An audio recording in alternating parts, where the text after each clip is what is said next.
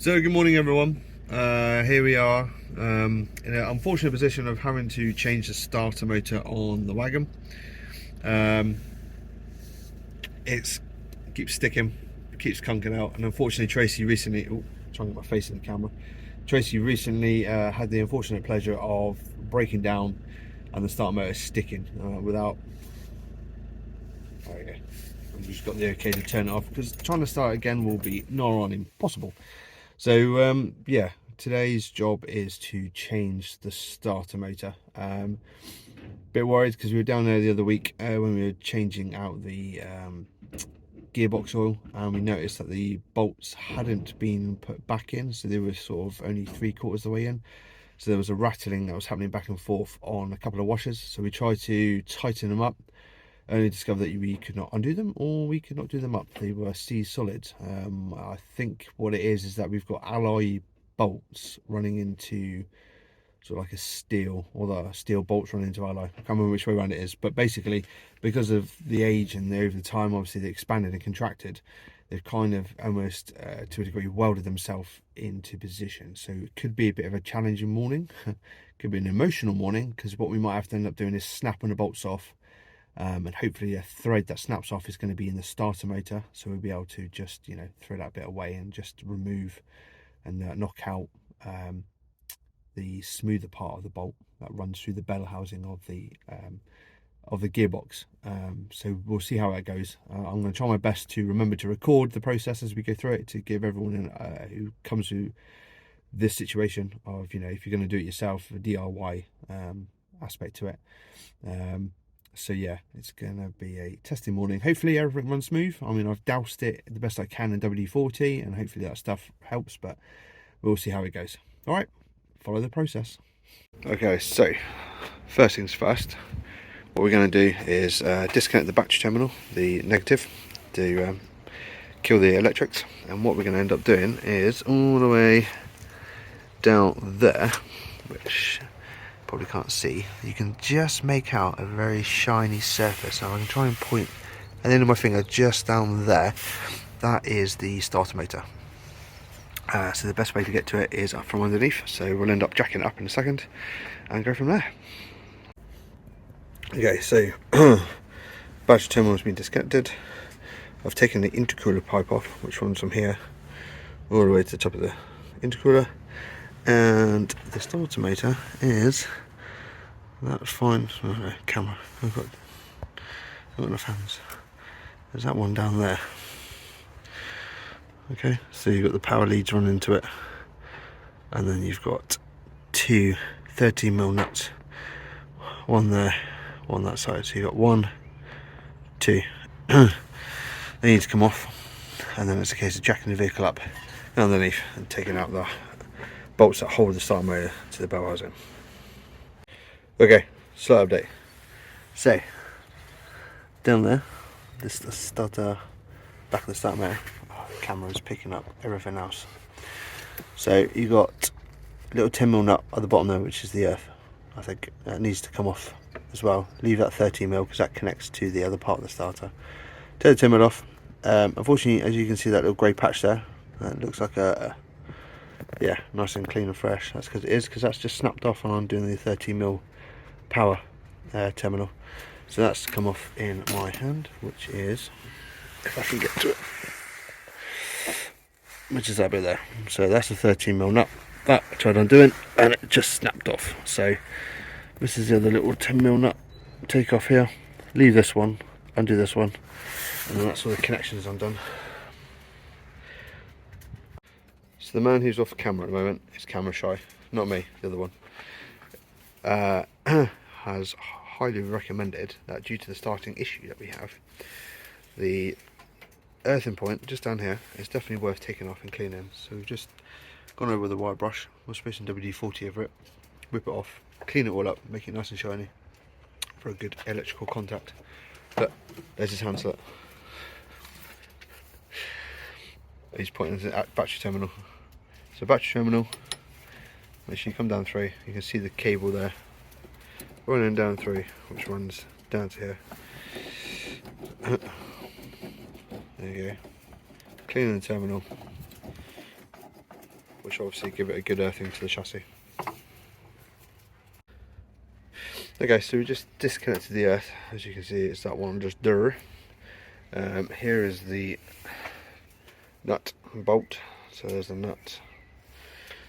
That one feeds up from the bottom of the chassis rail, and there's another one obviously comes down and squashes it. As you can see, a slight connection there, but it's pretty badly corroded. There's the nut. Again, not much of a shiny point to connect it onto and get a good earth to and from. There's the battery terminal. There you go. Badly corroded. Not really going to do much in transferring the current and the earth in. And as you can see down there, we are. Also, we've got 2 other terminals. Oh, there you go. Look, that's how bad it is. There's the strap for the engine. I'm not entirely sure where that one goes to, but it has. Oh Christ, that's not so good. So there's another issue that we've just come across. Where's that going? That's not so good. There you go. Look, that's the. We'll trace that in a minute, find out where that's going to. But that's obviously burnt through. Got a little bit too hot, rubbing back and forth from the pipe from the radiator. Getting a bit warm down there. But yeah, we'll clean those up, make it a nice good contact. Nice and shiny. Sprayed on. And what we'll use is these washers here to ensure there's a good contact between them all. But yes, definitely worth doing your earth lead. But as you can see, as we go through the work and what we're doing, even though I think it's a 5 or 10 minute job, it always turns out to be much longer. Hey, happy days. Okay, so underneath the vehicle, as you can see, just here, this is where the cable's been rubbing on the lower pipe of the radiator. And what we've done is obviously gone underneath and cleaned up the bottom part of the chassis connection point, or the bolt's going to set through. Oh, that is the face of the person behind the camera. Not behind the camera, should I say. What I'm going to do is, rather than risk rubbing this part again, the cable that has got there you are. That's none of the. There you go, it's better. No, I should put it in camera view. I am. Come on, camera. Focus in. Pay attention. There you go.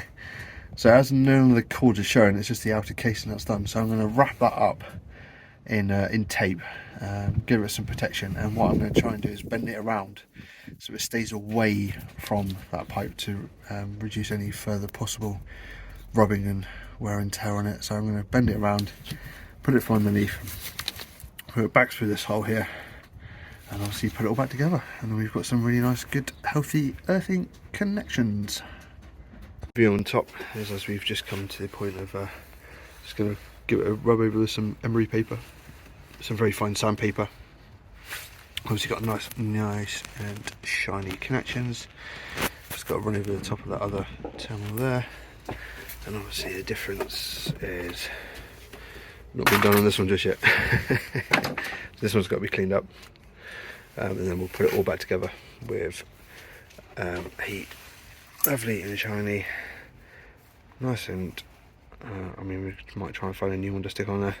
Has been cleaned up, and we've got these washers as well. So yeah, all going well.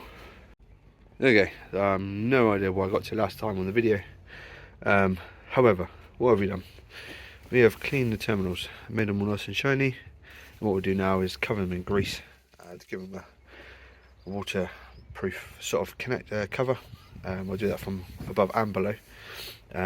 What I've done on the bottom is bend that cable. I'll show you that in a minute. Well, I've bent it out of the way and I've connected, rather than coming underneath and hitting the top of this pipe, it's gone from a different angle, so it's well away and it won't rub. So we've done that. The terminals, we've got 2, well, you can see 3 back there. Let me use something else so it doesn't pick up on my fingers. So 1, 2, 3. So 1 and 2, the 2 big ones are the 13mm that come off the back of the starter, and then there's a little 10mm that runs just below it. We had to get mole grips on it because this is how it ended up coming off. So I ended up initially snapping off the back there, one on, no, Yeah, so it goes on that way. So the cables come down through here. Let me try and move somewhere so the camera can focus. So the cables come down through where my finger are onto here, and there's a 13mm copper nut that runs through here that holds them on. I initially snapped that off on the back of the plastic. There you go, it's better, isn't it? So I've had to get mole grips on all bits and bobs, and as you can see, bits of plastic are snapped off along the way. So there was a few choice words said. We'll try to undo that. But right now at the point of having all the terminals off, and we're all hunky-dory. So yeah, oh actually, while we're here, this here, which I didn't describe, is an intercooler, so it runs down into the turbo area. If you're doing anything, put a rubber glove over the top of it, like we have here, some tissue, just to stop anything dropping down, because no doubt you'll end up losing like a 10mm socket down there, or something ridiculous like that, and yeah, being a world of pain. So cover things like that to stop any little foreign bodies, as it were, dropping down inside. So next job is to get that starter motor off, which is a case of jacking the vehicle up, supporting it obviously with axle stands to stop any risk of the vehicle dropping on you while you work under it, and go from there. Actually, while we're here, I'll take you over here to the new starter motor, which on the video we're watching this, the click of a finger, it'll be in place and looking all brand new on the vehicle. As you can see, that's how it's, so if I hold it, that's how it's, taking out the sun, it's probably easier, that's how it's currently sat inside the vehicle. Alright, so you'll be able to see the two copper nuts, bolts here. Ooh, yeah, it's really heavy actually. That's what you can see. Obviously we've got to take it out from the housing, so you've got 1, 2, turn it over, 3. So you've got one that runs into this starter, 2, 3. So all the bolts, 3 of them, there you go, run into the starter motor. So if we end up snapping them off, it's not a big problem because the threads are into the starter. Then it'll be a case of just trying to knock out what's left in the housing.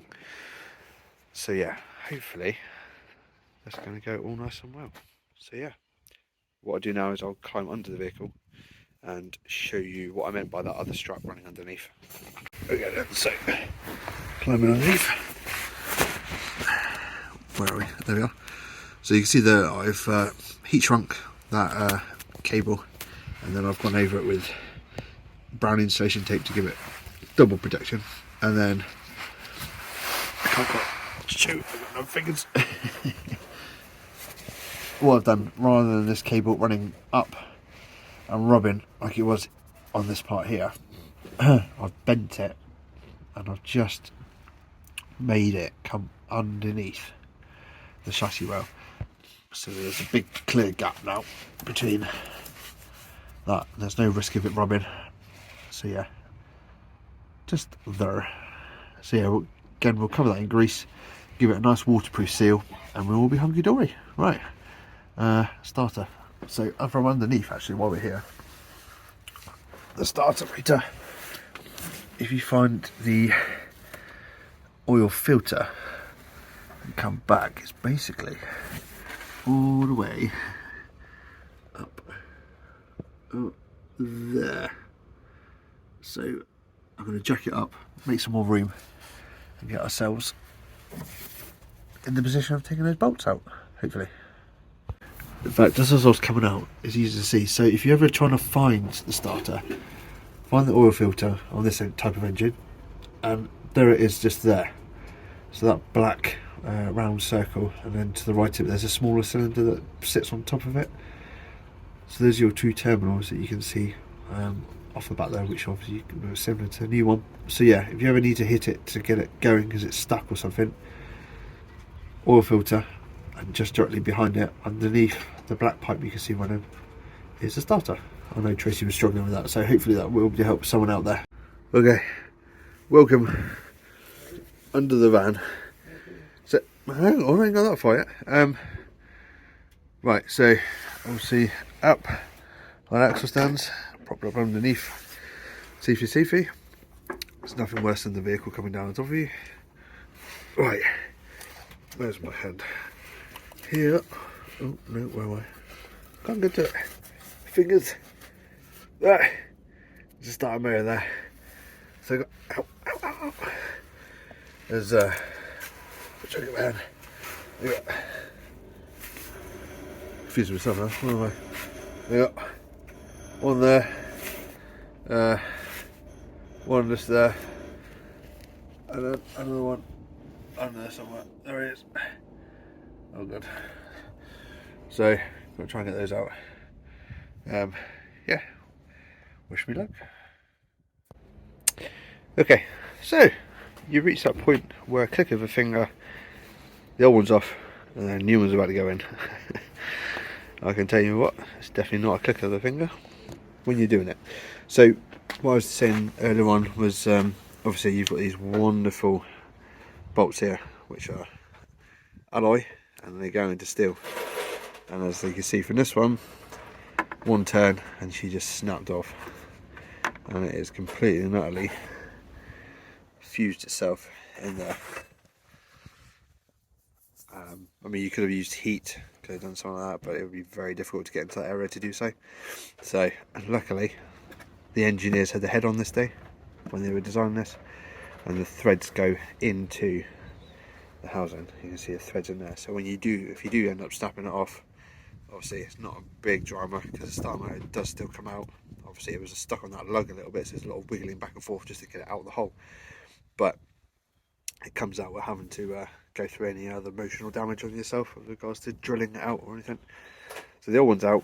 Now it's just a case of going through the old collection of bolts to try and find something similar with a similar thread to be able to put back in and to secure the new one in. What we also have discovered while I'm doing this, so if you have a look at the back, and where's the old bit gone? Can't see it now. Where's it gone? It was here just a minute ago. No, it's gone for a wander somewhere. So what we discovered, as you can see here, this one's fractured. So it looks like this part here is where the ignition sort of works from. So we think when we were hitting it here, it was actually causing vibrations for this part here to work and connect and touch. So we think this might be the problem. I mean, it doesn't look like, they look like a very old brake around here. Obviously some of it's new where it's come off eventually, where I snapped it off trying to take it, undo it. There's a train. But we think this may be the issue. So it might actually not be the starter not working inside in the way of engaging and disengaging. I think it's more of a case that here there was a problem and an issue. So yeah, so that's what it should look like. This is where your two cables come down to. This is a little 10mm one that pops underneath here, so when it goes back in. So yeah, here's the problem. We think more likely would have been this part here being fractured and not engaged. So hopefully from now on we should all be tickety-boo. Okay, so the view underneath from the back of the gearbox here, there's a cylinder for the clutch. You've got one bolt, one over here, and then there's the bottom one. This is one that's snapped off, the bottom one here. So you got 1, 2, 3. And obviously the starter motor comes this way towards us. So that's what it looks from behind. To get it out, you've got to get it from here into here, up to here, and then slide it back in. So it's quite difficult, especially when you've got these little brake pipes all in the way, so be very careful when taking it out, otherwise you might end up having to do more work than you anticipated to, which seems to be a bit of a current bit of a thing with this van. Is that he seems to have to do many jobs over and over again because things just seem to be in the way. So yes, now with the snap of a finger it should all be back in position. Okay, so we've managed to locate a new bolt, which is this fine fellow here, which is steel. It's not going to have the problem of alloy going into alloy. So what we're going to end up doing is one-handed, and some of the old grease, the old molly grease there, multi-purpose. I'm going to dab a little bit in here and around the housing here, and one-handed slap some on the thread.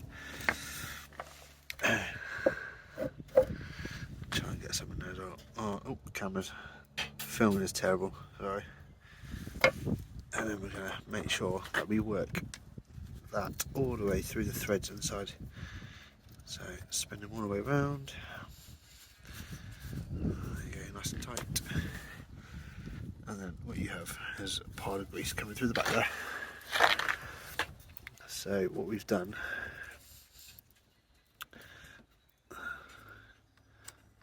also grease is a really good thing for keeping parts in places like washers. That was on the vacuum, as you can see now, stuck to it. So if you ever need to drop a washer on something, put a dab of grease on there, stick the washer to it, it makes life so much easier. As you see on this one here, which would be the top one, so in the engine looking from the behind, this is the top one up nearest the engine. This is the one right at the top left hand side looking from the back of the engine, as it were, from the gearbox end. This has a little collarette, so I'll show you over here on the van. You may just be able to see. I'm going to try zooming in. Can I zoom in there? Oh, look at that. Tell you what. There we go. Let me see if my little wonder torch lights up the little area. So just see if I can zoom in. Come on, focus on that bit. That bit there. And the torch. You just see it there poking through in the centre of the camera. That has a little collarette on it. So just make sure, because when I was taking mine, it got caught and it was rusty. So there was a lot of tension on that, so trying to get it off that part was quite difficult. So make sure you go around it and just give it a clean up, because that will aid you getting it back in. So on the new one, like we said, just slap some grease around it to it stays nice and clean and has a bit of a seal. While we're here as well, we'll try one-handed is get out. You can just see there these terminals that go back on the starter have been cleaned up, nice and shiny, showing that lovely copper all the way through. And also done the little 10mm one as well, which is dangling down there. So make sure you have nice clean terminals when putting them back, so that will aid it tremendously and the current flowing through. And we think, obviously, with the fact that we've gone and cleaned these up, because we've not had good earths, it may not well have been charging particularly well back through the battery. Obviously that whole current electrical side is quite important, so a good earth really does aid in the way of being able to throw around the current and make things charge. So hopefully by doing this we'll have a much better engine and electrical system for the whole process. So what we've discovered is that down there on terminals going into starter, the thickness of the actual terminal, I guess it's popped off, the thickness of these two terminals doesn't allow enough of the nut to be able to wind onto the thread, so it's about quarter of the thickness of the nut. This one too short. The bolt that came off is this little fine fellow there, so we've got very little. So what we're going to have to do is chase the back one, which is this one here. You can't quite see, move out of the way. So chase this one off and out of the wiring loom, which comes up to here. I'll zoom out a bit. Comes up to here, and we're going to pop it out from here, and then it's going to run directly to the battery terminal over here, which will make obviously our lives a lot easier. Putting the main terminal from the battery down to the starter, yeah, just make your life a lot easier to do. So you're going to have to take it out of the carcass in the conduit here, running across over to here where the hands are working on the battery terminal, which has also got a very short bolt and is in the wrong angle. There we go. Never a simple job. Okay, so we've come to the point of being finished. The tube's back on and everything now, so let me just zoom in down there. So that, come on, focus. That down there is the top of the connectors for the starter motor. They've now been caked in grease as well to give them a waterproofing sort of aspect to them. Terminals, You can see the old oil brush going to be just caped again, and just some grease to give them some nice protection. What we have also done, there we go, do that while I remember, is this cable now doesn't look particularly pretty, it's effective. I will end up probably replacing this and just looping it behind the air vent, the air box here, so we'll come in around that way. This is the charging cable that runs from the battery right the way around, sun's out now, all the way down here, and it pops out just down there, those two lovely red cables to the back of the alternator. So we've taken that alternator charging cable and now basically run it directly to the battery rather than run it from the starter. It now goes to the battery. Because those terminals down there weren't thick enough, or the nut on the back of the starter wasn't thick enough, it's now been taken off. So that's all in there. We've started it up, first time with the key, and she's away, which is wonderful to see. There's enough charge now going into there. We've got now 14, between 13.5 to 14 volts being thrown back into the charge, which is fantastic. And that, I think, is all down to that one down there and replacing it. So yeah, I've just had hand signals and a tap to say that we're going to start it. Okay, it's on the dashboard, I think. So yeah, remove my glove before it's sucked into the fan. So all tickety, move the oil brush. Is he starting it? I don't know if he is. Oh, there it goes. Yep.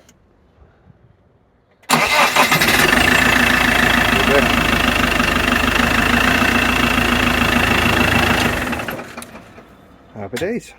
One starter motor replaced. Easy peasy.